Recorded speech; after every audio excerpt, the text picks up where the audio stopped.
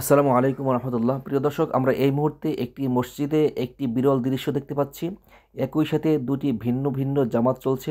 দেখা যাচ্ছে একটি জামাত এশার নামাজের জন্য প্রস্তুত হয়েছে, আর একটি জামাত তার থেকে কিছুটা দূরে চলছে, যা সম্ভবত মাগরিবের নামাজের জামাত। এই পরিস্থিতিতে অনেকেই ভুল করছেন, অনেকে মনে করছেন যে সামনের জামাতটি মাগরিবের জামাত, অথচ সেটি কিন্তু এশার নামাজের জামাত। জানা যাচ্ছে এশার জামাত শুরুকারীরা সম্ভবত মুসাফির, এবং তাদের মাযহাব অনুসারে তারা মাগরিব ও এশার নামাজ জামাতে আদায় করছেন। এই কারণে তারা স্বাভাবিক সময়ের আগেই এশার নামাজ শুরু করছেন। এই ঘটনা থেকে আমাদের একটি বিষয় শেখার আছে।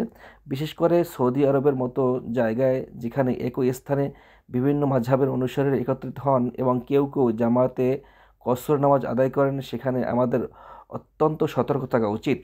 নামাজে জামাতে দাঁড়ানোর আগে সেটি কোন ওয়াক্তের নামাজ, মাগরিব না এশা, তা কারো কাছ থেকে জিজ্ঞেস করে নিশ্চিত হয়ে নেওয়া আবশ্যক।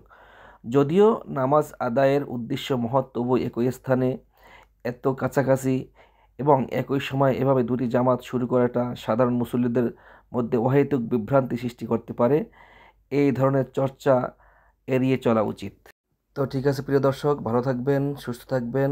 আল্লাহ হাফেজ। আসসালামু আলাইকুম ওয়া রাহমাতুল্লাহি ওয়া বারাকাতুহু।